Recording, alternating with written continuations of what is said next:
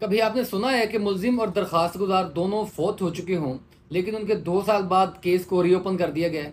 ये पाकिस्तान में हो रहा है, और किस केस में हो रहा है, इस वीडियो में बात करते हैं।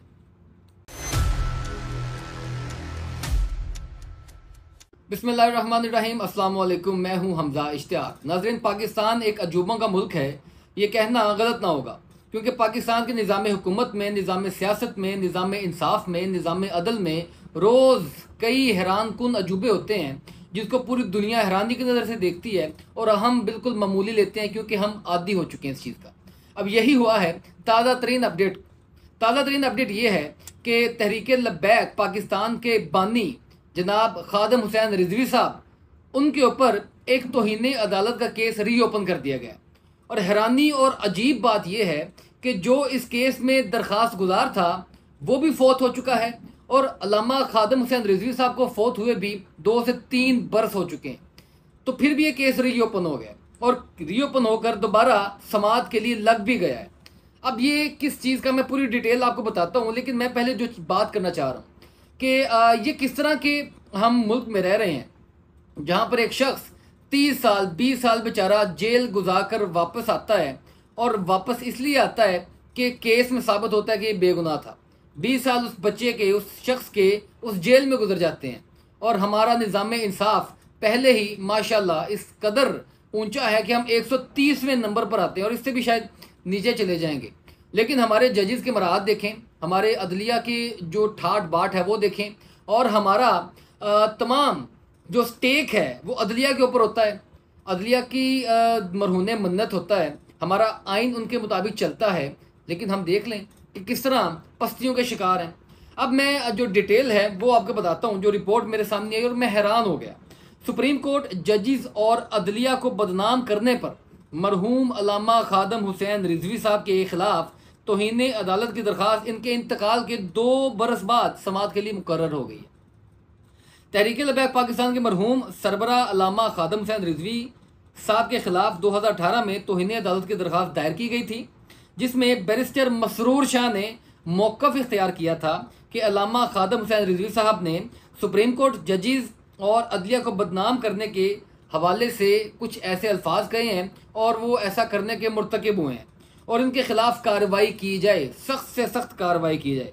और अजीब बात यह है कि इस रिपोर्ट में भी लिखा है कि खादम हुसैन रिजवी साहब और दरखास्त गुजार बैरिस्टर मसरूर शाह दोनों के इंतकाल को 2 साल से जायद का वक्त गुजर चुका है, और ये दरखास्त अब समाअत के लिए मुकर्रर हुई है। सुप्रीम कोर्ट के जस्टिस जमाल खान मंदुखिल की सरबराही में 2 रुकनी बेंच 15 अगस्त को इस दरखास्त की समाअत करेगा, जिसमें मुद्दई और फरीक दोनों जो है वो मरहूम हो चुके हैं, दोनों वफात पा चुके हैं।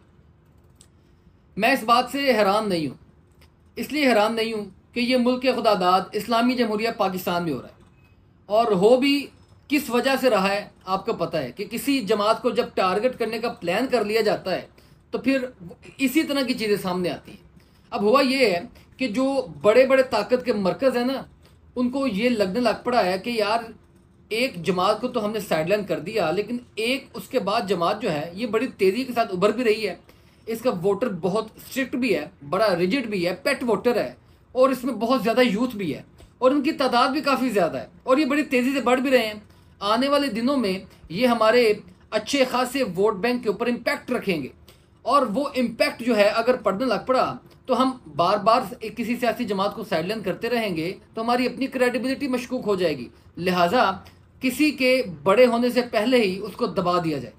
अब यही हो रहा है TLP के साथ, तहरीक लब्बैक पाकिस्तान के साथ। जब इनको रियलाइज़ हुआ है उस ताकत के मरकज़ को कि ये बहुत तेज़ी से फैल भी रहे हैं, और बहुत तेज़ी से इनका वोट बैंक भी बढ़ा है, और ये बड़े जो है वो अपने मंशूर के साथ पब्लिक की तर्जुमानी करते हुए पब्लिक के दिलों में अपना घर बना रहे हैं, लिहाजा इनको किसी तरीके से काउंटर किया जाए। अब क्योंकि मैं कानून भी जानता हूँ, मैं वकील हूँ, तो सबसे पहले तो सवाल पैदा होता है कि तौहीन अदालत की कार्रवाई खादम हुसैन रिजवी साहब के ऊपर थी, वो विफात पा चुके हैं, और दरखास्त गुजार जो थे मसरूर शाह साहब वो भी विफात पा चुके हैं। तो इस केस का एंड क्या होगा? असूली तौर पर तो ये केस पुट अप होना ही नहीं चाहिए था, ये केस नहीं बनता, ये बिल्कुल नल एंड वॉइड केस है। और उम्मीद करता हूँ कि जस्टिस जमाल मंदुखिल भी यही अपनी जो है वो अपनी जजमेंट देंगे कि this case is null and void, ab initio one null and void. Ab initio का मतलब यह कि इब्तिदा से ही नल एंड वाइड है, ये बिल्कुल बेकार केस है, इसके ऊपर कोई समाअत नहीं हो सकती। लेकिन मैं ये समझ रहा हूँ कि ये इतना लाइटली नहीं होगा। अब इस केस के जो डायनेमिक्स निकलेंगे, यानी तहरीक लब्बैक पाकिस्तान के बानी को अगर खुदा न खास्ता इस चीज़ में सज़ा याफ्ता करार दे दिया जाता है तो वो तो जा चुके हैं, लेकिन उनके बाद इस चीज़ का जो असर है वो उनकी जमात के ऊपर पड़ेगा,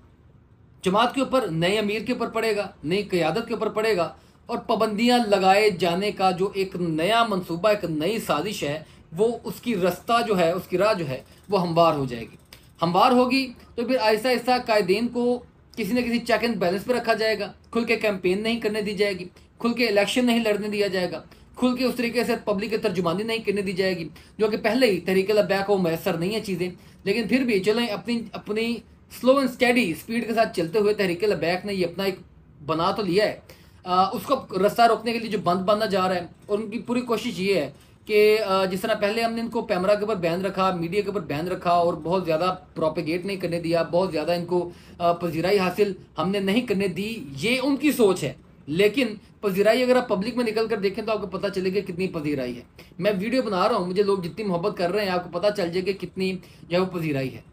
लोग कमेंट्स में कितनी मोहब्बत दे रहे हैं आपको पता चल जाएगी कितनी पजीराई है। और मैं यहाँ पर चलते चलते वीडियो में ये भी कह दूँ कि काइंडली इस वीडियो को शेयर भी किया करें अपनी कम्युनिटी में, और कमेंट्स भी ज़्यादा से ज़्यादा किया करें, ताकि आप अपनी जो पॉपुलैरिटी है वो बता भी सकें, और आहिस्ता आहिस्ता किसी एक प्लेटफॉर्म के नीचे अगर आप इकट्ठे हो जाएंगे, जो कि आपकी क़यादत बहुत बेहतरीन तरीके से चला रही है, और आप मिल के किसी दीवार को धक्का लगाएंगे तो वो गिर भी जाएगी और आपको लोग तस्लीम भी करने लग पड़ेंगे। अच्छा नाजरीन, अब ये सूरत हाल है कि वो केस आगे आएगा, उस केस का असर आने वाली सियासत जो तहरीक लब्बैक की होगी उसके ऊपर असर पड़ सकता है, नई क़यादत के ऊपर असर पड़ सकता है, किसी ना किसी को इस केस का नुकसान हो सकता है, और खुल खिलाकर कैंपेन नहीं करने दी जानी। और ये वही इसी वजह से है कि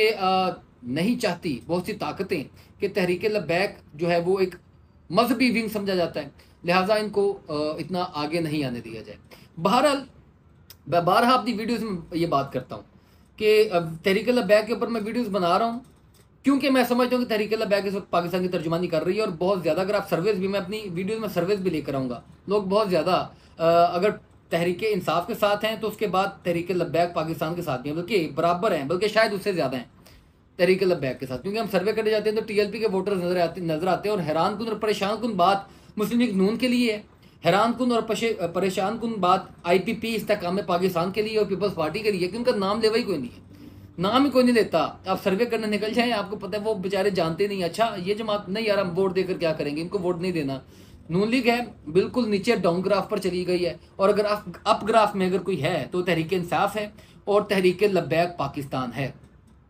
इसी बात की रिपोर्ट जब जाहिर सी बात है उनको पहुंचती है तो वो खटकते हैं इस चीज़ को कि यार किसी तरीके से इनको काउंटर किया जाए, और ये उसकी एक नई एक बुनी जा रही है चीज़ के एक नया केस जो है, बल्कि केस पुराना ही था उसको रीओपन करके अब इसमें से कुछ ऐसी चीज़ निकाली जाएगी जो कि आने वाली तहरीक लब्बैक की सियासत को जो है वो ख़राब करने की कोशिश होगी। लेकिन बहुत आए गिराने वाले, मैं यहाँ पर बल्कि एक मैं वीडियो बना रहा हूँ खादिम हुसैन रिजवी साहब के ऊपर, पूरी ज़िंदगी के ऊपर। उनका एक शेर था वो जो अक्सर मजमों में पढ़ा करते थे कि हश्र को होगा ये मालूम कि जीता कौन और हरा कौन।